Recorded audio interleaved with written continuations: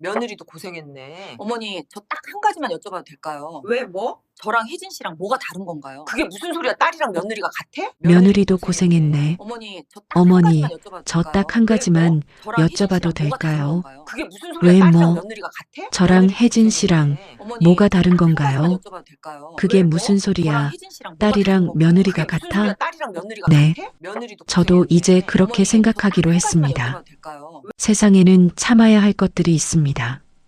그리고 더 이상 참아서는 안 될 것들이 있습니다. 그 둘의 경계는 언제나 명확하지 않습니다. 어떤 사람들은 평생 그 경계를 찾지 못한 채 참고 또 참다가 생을 마감하기도 하고, 어떤 사람들은 어느 한순간에 그 경계가 유리처럼 선명하게 부서지는 것을 경험하기도 합니다. 2024년 설날 아침, 경기도 외곽의 한 평범한 아파트 거실에서 그 경계가 산산조각 나는 장면이 펼쳐졌습니다. 그 장면의 주인공은 특별한 사람이 아니었습니다. 대한민국 어디에서나 볼 수 있는 평범한 며느리, 10년 동안 명절마다 새벽 4시에 일어나 전을 부치고 갈비를 다듬고 설거지를 하고 웃으며 절을 올렸던 서연이었습니다. 그 설날 아침 거실에는 가족이 모두 모여 세배를 드리는 훈훈한 광경이 펼쳐지고 있었습니다. 적어도 겉으로는 그랬습니다. 그런데 시어머니가 손에 흰 봉투를 들고 나타났고, 그 봉투는 며느리가 아닌 시누이의 손 위에 놓였습니다. 봉투 안에는 500만 원이 들어 있었습니다. 우리 딸, 올해도 고생 많았지. 엄마가 조금 챙겨줬어. 시어머니의 목소리는 다정했습니다. 봉투를 받아든 시누이 혜진의 얼굴에는 환한 웃음이 번졌습니다. 거실에는 잠깐의 따뜻한 공기가 흘렀습니다. 그리고 그 직후 시어머니는 옆에 서 있던 며느리 서연을 힐끗 바라보며 말했습니다.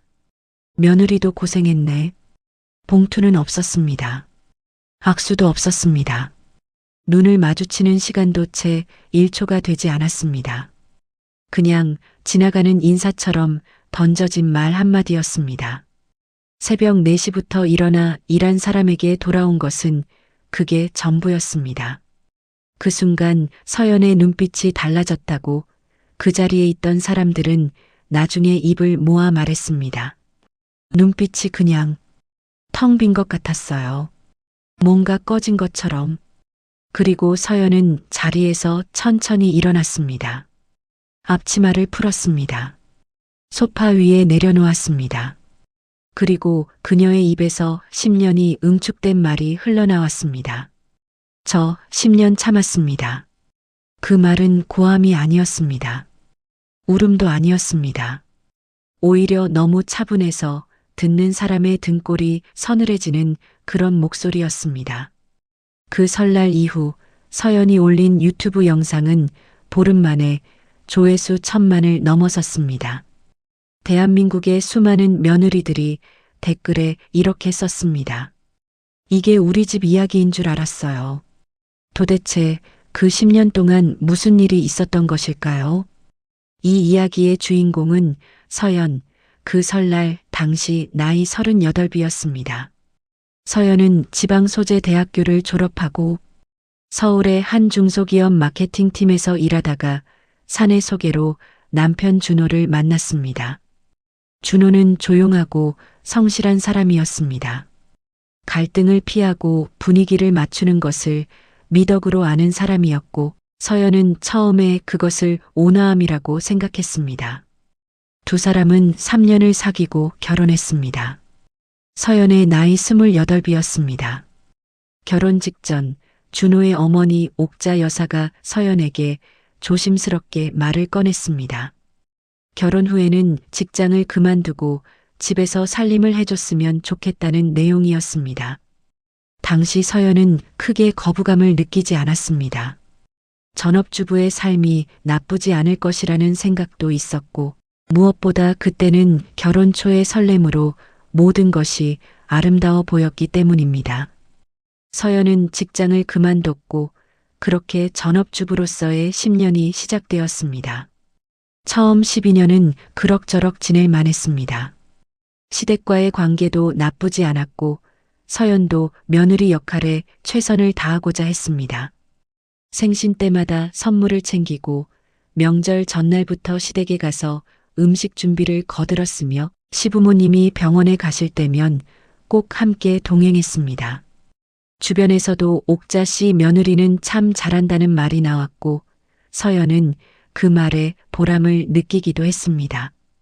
그런데 3년째가 되면서부터 서연은 이상한 패턴을 발견하기 시작했습니다. 자신이 무언가를 하면 그것은 당연한 일이 되었고 시누이 혜진이 같은 일을 하면 칭찬이 쏟아졌습니다. 서연이 하루 종일 주방에서 일해도 시어머니는 다 됐어? 라는 말이 전부였고 혜진이 잠깐 설거지를 거들면 우리 딸이 설거지를 다 해줬네라며 눈물이 글썽할 정도로 감동했습니다. 처음에는 서연도 원래 딸과 며느리는 다르게 느껴지는 법이라고 생각했습니다. 그것이 우리 사회에서 어느 정도 통용되는 논리였으니까요.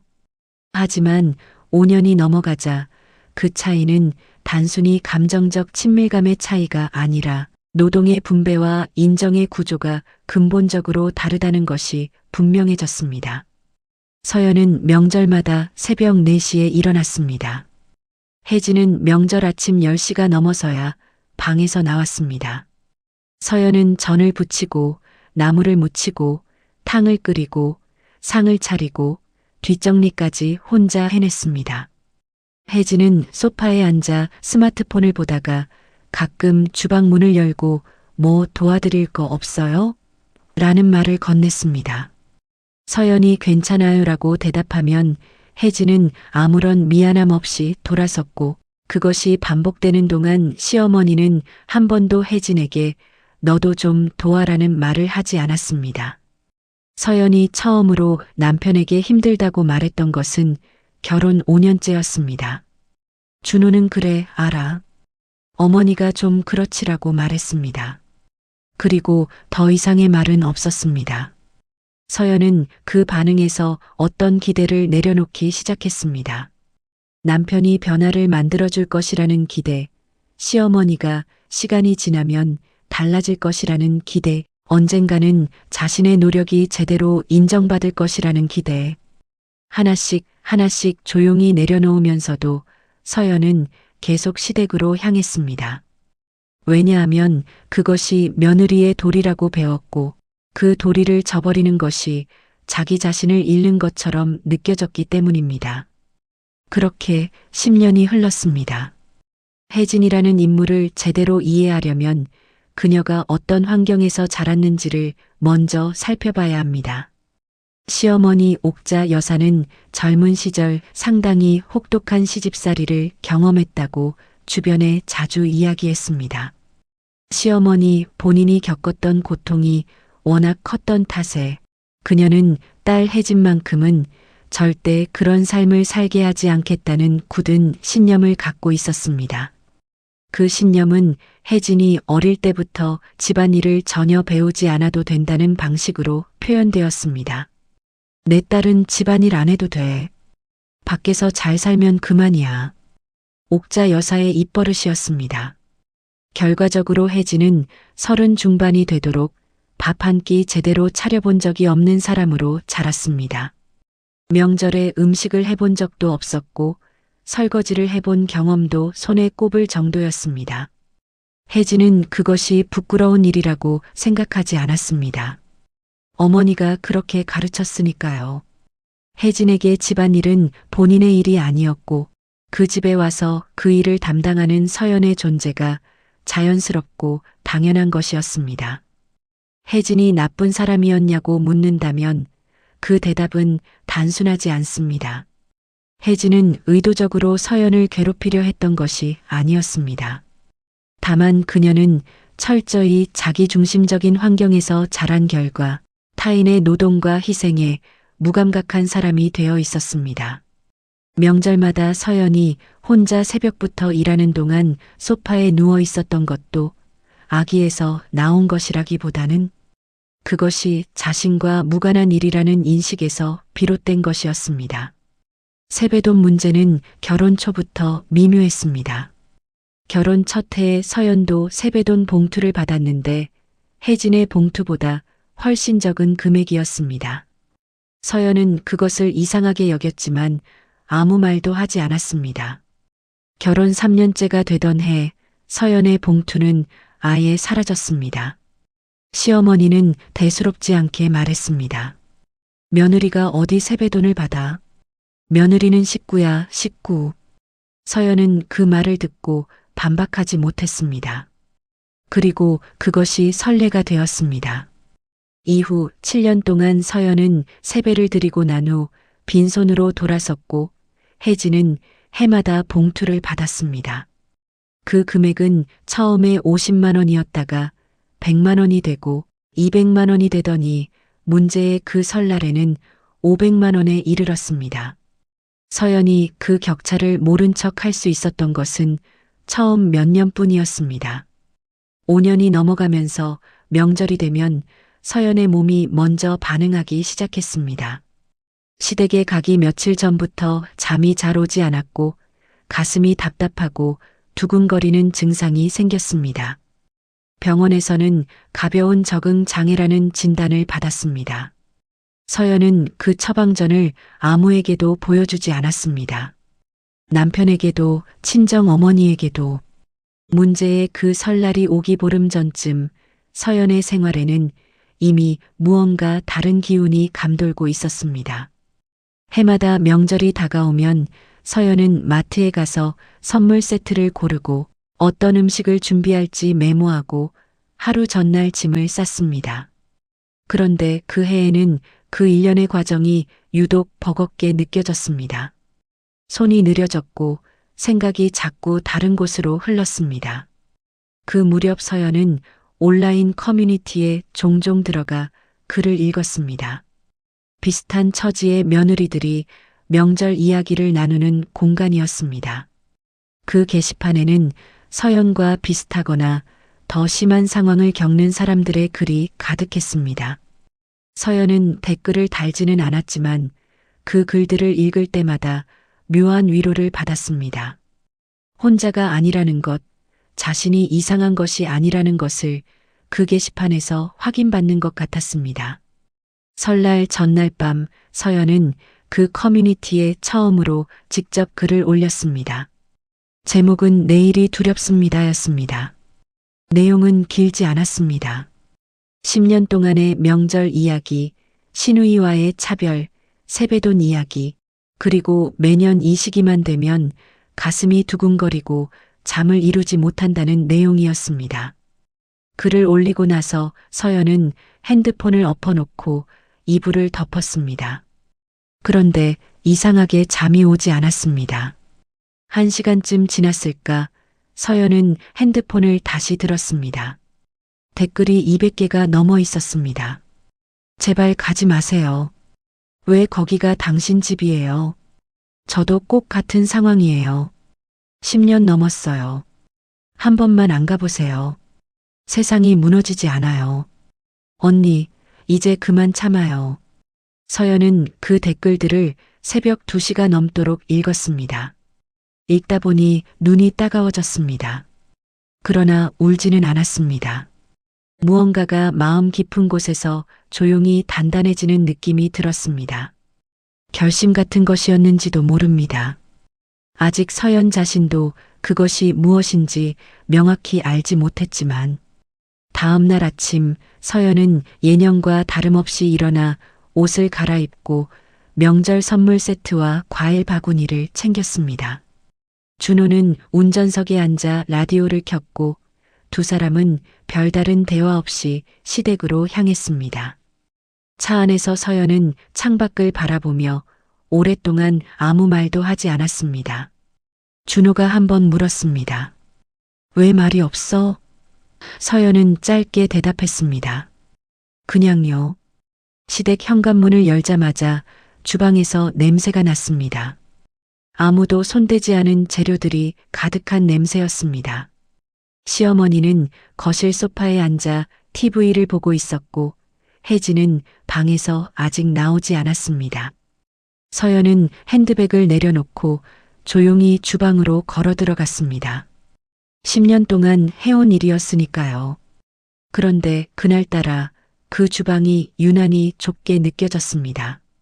명절 음식 준비는 오전 내내 이어졌습니다. 서연은 새벽 6시에 일어나 명절 전날 미리 사둔 재료들을 손질하기 시작했고, 전을 부치고 나물을 무치고 갈비찜을 끓이는 동안 시어머니는 거실과 방을 오갔습니다. 혜진은 10시 반이 넘어서야 방에서 나와 소파에 자리를 잡았습니다. 점심상이 차려진 것은 오후 1시가 조금 넘은 시각이었습니다. 밥을 먹고 나서 온 가족이 거실에 모였습니다. 시아버지, 시어머니, 혜진, 준호, 그리고 서연이었습니다. 아이는 없었습니다. 서연과 준호 사이에 아이가 생기지 않는 것도 시어머니가 은근히 서연을 바라보는 시선에 그늘을 들이운 요소 중 하나였습니다. 시어머니는 직접 말한 적은 없었지만 친척들이 모이는 자리에서 요즘 젊은 사람들이 아이를 안 낳으려 해서라는 말을 할 때 시선이 서연을 향했습니다. 세배가 시작되었습니다. 준호와 서연이 함께 시부모님께 절을 올렸고 혜진도 부모님께 세배를 드렸습니다. 시아버지가 먼저 주머니에서 봉투를 꺼내 준호에게 건넸습니다.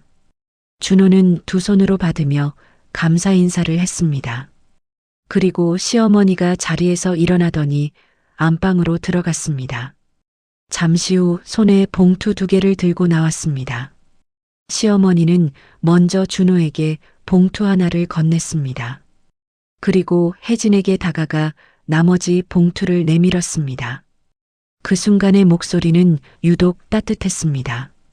우리 딸, 올해도 고생 많았지. 엄마가 조금 챙겨줬어. 혜진이 봉투를 받으며 엄마 고마워. 뭘 이렇게까지라고 말했고 봉투를 열어본 혜진의 얼굴에 순간적으로 놀라움이 스쳤습니다. 500만 원이었습니다. 서연은 그 장면을 옆에서 지켜봤습니다. 기대를 한 것이 아니었습니다. 자신에게도 봉투가 돌아올 것이라고 생각하지 않았습니다. 그것은 이미 7년 전부터 사라진 일이었으니까요. 다만 서연은 그 자리에서 자신의 존재가 어떤 방식으로 다뤄지는지를 이번에는 더 선명하게 바라보고 있었습니다. 시어머니는 봉투를 다 나눠주고 소파 쪽으로 몸을 돌리다가 마치 방금 떠오른 것처럼 서연을 향해 시선을 주었습니다. 그리고 말했습니다. 며느리도 고생했네. 그것이 전부였습니다. 봉투도 없었고 눈을 맞추는 시간도 길지 않았습니다. 표정도 크게 달라지지 않았습니다. 마치 지나가는 길에 화분에 물을 주는 것처럼 자연스럽고 가벼운 동작이었습니다. 서연은 아무 말도 하지 않았습니다. 웃지도 않았습니다. 그저 눈을 한번 천천히 감았다 떴습니다. 그 짧은 순간 10년의 시간이 빠르게 지나갔습니다. 새벽 4시에 혼자 불을 켜고 주방에 서 있던 자신의 모습, 친정 어머니 생신에 시댁 명절 준비를 핑계로 가지 못했던 날들, 병원에서 적응장애 진단을 받으면서도 아무 내색도 하지 않고 웃었던 자신, 그리고 지금 이 순간 자신 옆에서 500만 원짜리 봉투를 만지작거리는 혜진의 모습, 그 모든 것이 며느리도 고생했네라는 6글자 안에 납작하게 눌려 있었습니다. 서연이 자리에서 일어났을 때 처음에 아무도 눈치채지 못했습니다. 그것이 서연이 늘 하던 패턴이었기 때문입니다.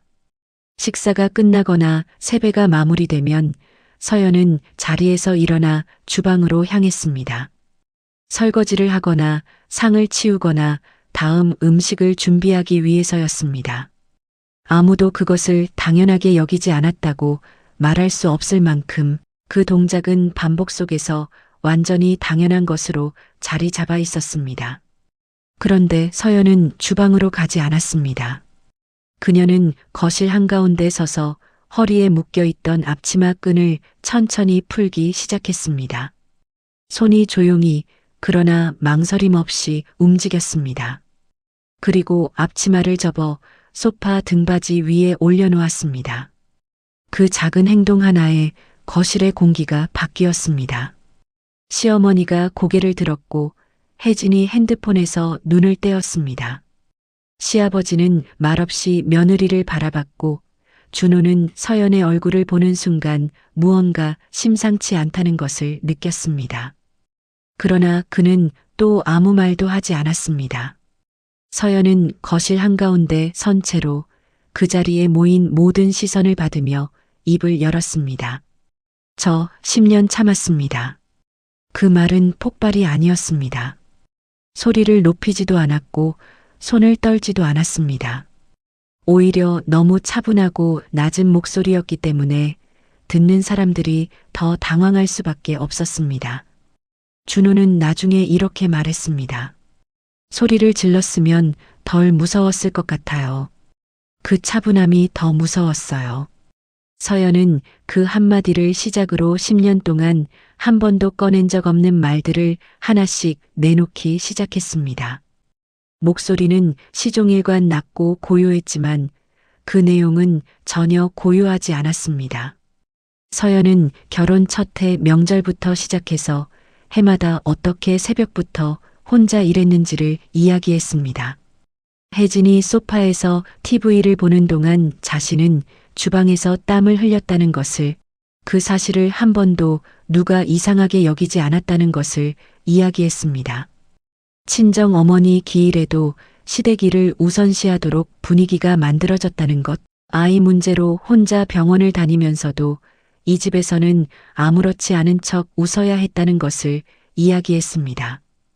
그리고 세뱃돈 이야기를 했습니다. 처음에는 있었다가 사라진 것, 그리고 오늘 신우이가 받은 500만 원 이야기를. 혜진의 얼굴이 굳었습니다. 처음에는 당황한 빛이었다가 점점 어떤 복잡한 감정이 섞여들었습니다. 시어머니의 표정은 이미 굳어 있었고 시아버지는 헛기침을 하며 시선을 내리깔았습니다. 서연은 마지막으로 이렇게 말했습니다. 저도 이 집 가족이라고 생각했는데요. 오늘에야 제대로 알았습니다.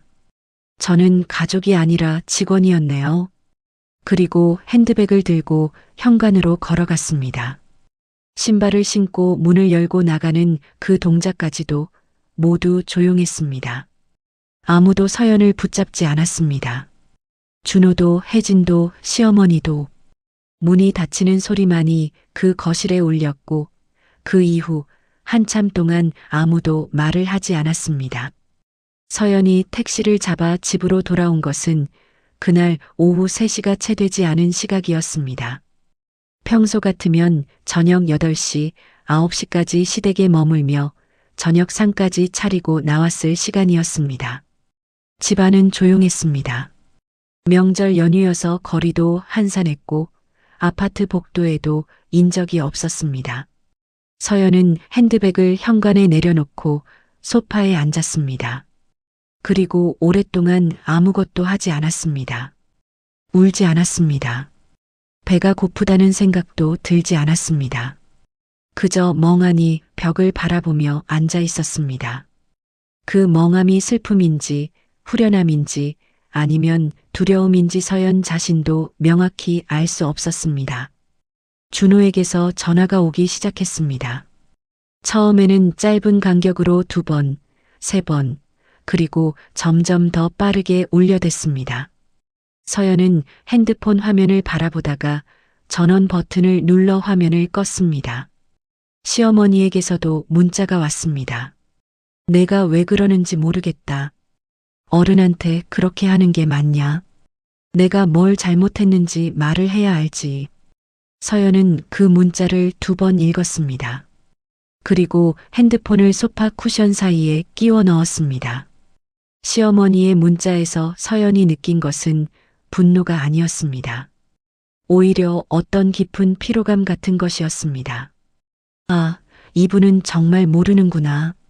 그 인식이 서연의 마음속에서 조용히 그러나 선명하게 자리를 잡았습니다. 이해시킬 수 없는 사람에게 이해받으려 했던 10년이 그 문자 하나로 완전히 정리되는 느낌이었습니다. 저녁이 되어서야 서연은 몸을 일으켰습니다. 그리고 책상 앞에 앉아 노트북을 켰습니다. 서연에게는 소소한 일상 유튜브 채널이 있었습니다. 구독자 3,000명 남짓의 아주 작은 채널이었고 주로 요리나 살림 이야기를 올리던 공간이었습니다.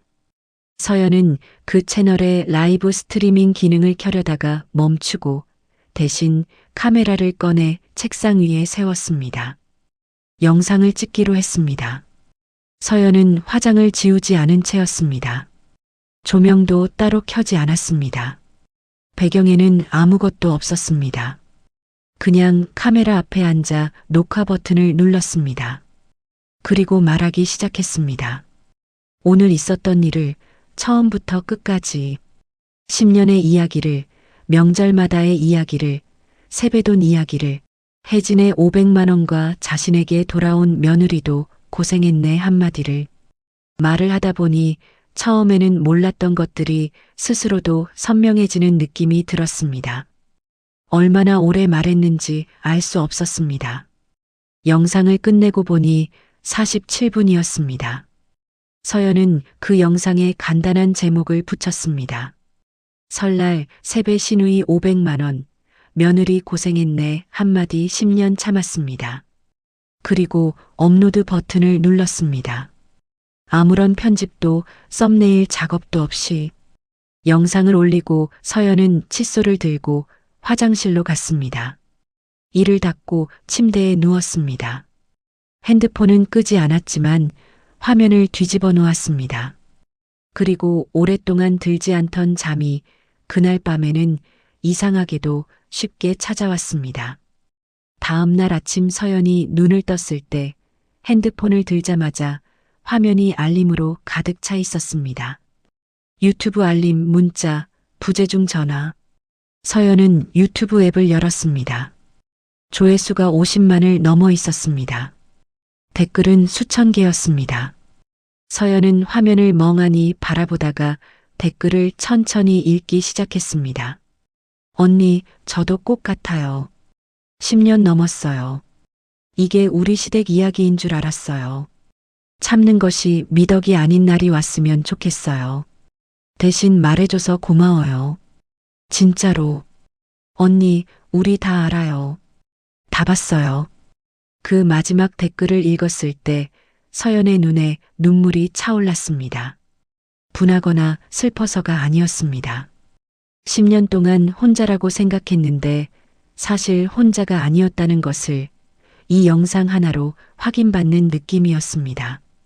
서연은 소리내어 울었습니다. 오랫동안 마음껏. 영상은 사흘 만에 조회수 300만을 넘었고 일주일이 지나자 700만이었습니다. 보름이 채 되지 않아 1000만을 돌파했습니다. 대형 온라인 커뮤니티마다 영상 링크가 공유되었고 방송국 몇 곳에서 취재 요청이 들어왔습니다. 서연의 이야기는 더 이상 한 가정의 명절 갈등이 아니라 대한민국 수백만 여성들의 집단적 감정과 맞닿은 하나의 사건이 되어버렸습니다. 댓글창은 두 갈래로 나뉘었습니다. 한편에서는 공감과 응원이 넘쳤습니다. 이게 바로 우리 사회 명절의 현실이다. 며느리는 가족이 아니라 무급직원 취급을 받는다는 말들이 쏟아졌습니다. 반대편에서는 비판도 있었습니다. 가족 간의 일을 이렇게 공개적으로 올리는 게 옳은가? 어른한테 그런 말을 하는 게 예의 없는 것 아닌가라는 목소리도 있었습니다. 그러나 전체적인 여론의 흐름은 압도적으로 서연 편이었습니다. 그 무렵 시어머니 옥자 여사의 주변에서도 변화가 생기기 시작했습니다. 옥자 여사의 지인들, 동네 사람들, 먼 친척들까지 영상을 봤다며 연락을 해왔습니다. 처음에는 사실을 전달하는 척했지만 그 이면에는 명확한 메시지가 담겨 있었습니다. 나는 받고 알고 있다는 것이었습니다. 옥자 여사는 자신도 모르는 사이에 수백만 명의 시선 앞에 세워져 있었습니다. 천만 조회수가 넘어선 시점에서 옥자 여사는 더 이상 침묵을 유지하는 것이 자신에게 불리하다고 판단했습니다. 그녀는 주변 사람들에게 서연의 영상이 과장되고 왜곡된 것이라고 말하기 시작했습니다. 서연이 사실을 부풀렸고 시댁에서 얼마나 많은 것을 받았는지는 영상에 담기지 않았다고 했습니다. 영상에 나온 500만 원도 혜진에게는 그럴 사정이 있었다고 했습니다. 혜진이 최근에 힘든 일이 있어서 특별히 챙겨준 것이라는 설명이었습니다. 그러나 그 해명은 설득력을 갖지 못했습니다. 영상을 본 사람들의 눈에는 이미 10년의 이야기가 담겨 있었고 일회성 사건이 아닌 구조적인 차별이라는 것이 설명되어 있었습니다. 사람들은 한 번의 예외적 사정보다 10년의 패턴을 더 신뢰했습니다. 옥자 여사의 반박은 오히려 화제를 키우는 방향으로 작용했고 서연을 향한 여론은 더욱 단단해졌습니다. 혜진도 그 기간 동안 조용하지 않았습니다.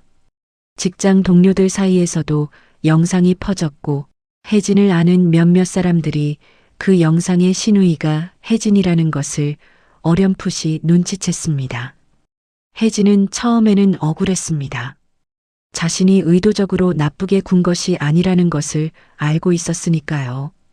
그러나 영상을 직접 처음부터 끝까지 보고 난 후 혜진의 마음속에는 억울함보다 묵직한 것이 남았습니다.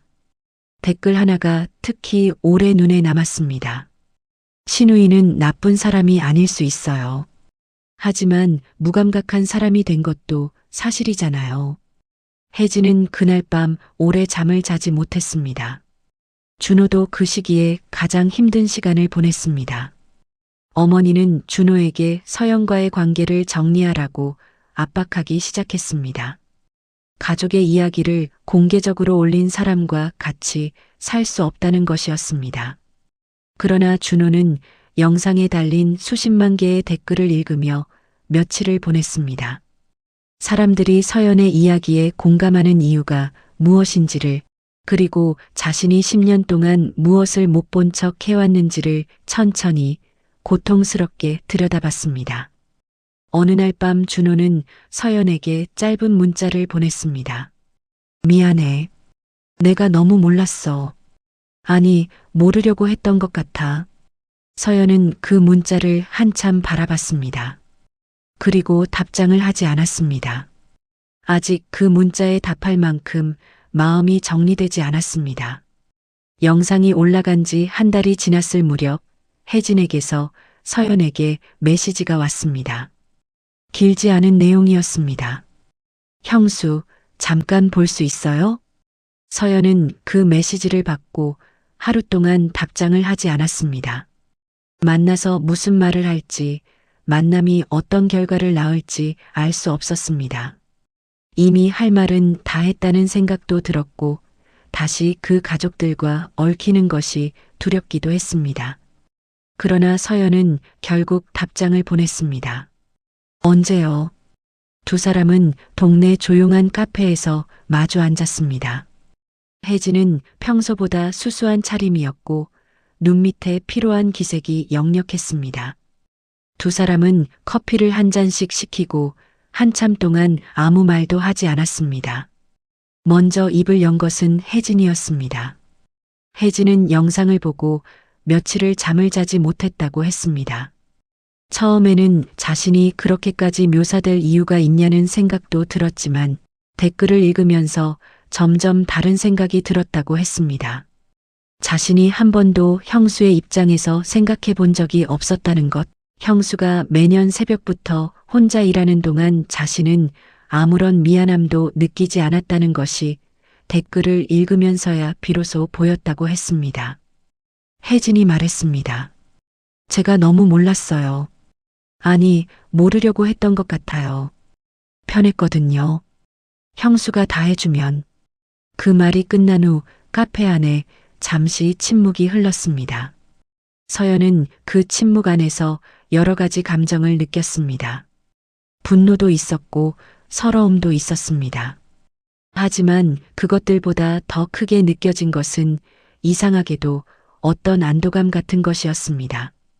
10년 동안 한 번도 인정받지 못했던 것이 그 짧은 말 하나로 마침내 존재를 인정받은 것 같은 느낌이었습니다. 서연은 화해를 선언하지 않았습니다. 모든 것이 괜찮다고 말하지도 않았습니다. 다만 이렇게 말했습니다. 알아줬으면 됐어요. 두 사람은 그날 2시간 가까이 카페에 앉아 있었습니다. 말보다 침묵이 더 많았지만 그 침묵 안에는 10년 동안 없었던 어떤 솔직함이 담겨 있었습니다. 혜진은 카페를 나오면서 어머니에게 전화를 했습니다. 그리고 처음으로 이렇게 말했습니다. 엄마, 형수한테 잘못한 거 맞아. 나도 엄마도. 전화기 너머에서 옥자 여사가 한참 동안 아무 말도 하지 않았습니다. 그 설날 이후 서연의 삶은 한 번에 정리되지 않았습니다. 영상을 올렸다고 해서 문제가 깔끔하게 해결되지는 않았습니다. 오히려 그 이후 몇 달이 어떤 면에서는 더 복잡하고 힘들었습니다. 서연과 준호는 그 기간 동안 진지한 대화를 여러 차례 나눴습니다. 두 사람이 결혼한 이후 처음으로 숨기거나 돌아가지 않고 직접적으로 말하는 대화였습니다. 준호는 자신이 갈등을 피하는 것을 중립이나 배려라고 착각해왔다는 것을 인정했습니다. 아내가 힘들다고 말할 때 알아라고 대답하면서 아무것도 바꾸지 않은 것이 사실상 아내를 혼자 내버려둔 것이었다는 것도 인정했습니다. 서연도 자신이 참는 것을 미덕이라고 생각하며 오히려 그것을 자랑스러워했던 부분이 있었다는 것을 돌아봤습니다. 참는 것이 덕목이 아니라 회피였고 그 회피가 쌓여 결국 폭발로 이어졌다는 것을 두 사람은 함께 상담을 받기로 했습니다. 이혼을 결정한 것이 아니었고 완전히 봉합된 것도 아니었습니다.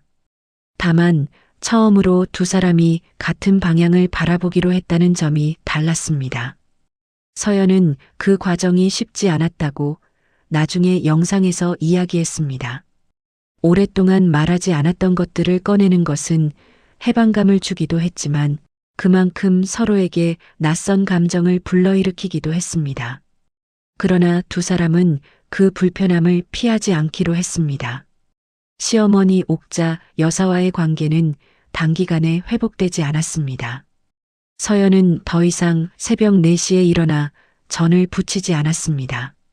시댁 방문도 횟수를 줄였고 방문 전에는 반드시 준호와 합의를 거쳤습니다. 처음에 옥자 여사는 그것이 못마땅하다는 것을 여러 방식으로 표현했습니다. 그러나 준호가 어머니에게 단호하게 경계를 설정하기 시작한 이후 직접적인 압박은 눈에 띄게 줄었습니다. 변화는 느렸고 불완전했습니다. 그러나 변화는 분명히 있었습니다. 서연의 유튜브 채널은 그 영상을 기점으로 완전히 달라졌습니다. 구독자 3,000명이었던 채널은 50만을 훌쩍 넘겼고 서연은 요리와 살림 이야기 대신 결혼 생활의 현실과 자신을 회복하는 과정을 이야기하기 시작했습니다. 어떤 날은 웃으며 가볍게, 어떤 날은 눈물을 흘리며 그 모든 영상에 사람들은 댓글을 달았습니다. 저도요. 저도 똑같아요. 언니 덕분에 나도 용기 냈어요. 이 영상 보고 남편이랑 처음으로 진짜 대화했어요. 서연이 그 설날로부터 6달이 지나서 올린 영상의 제목은 이것이었습니다. 저 이제 잘 지내고 있습니다. 그 영상도 금세 수백만 조회수를 넘겼습니다. 댓글에는 수만 개의 다행이에요가 달렸습니다. 세상에는 참아야 할 것들이 있습니다. 그리고 더 이상 참아서는 안 될 것들이 있습니다. 서연은 10년이라는 긴 시간이 걸렸지만 결국 그 둘의 차이를 알게 되었습니다.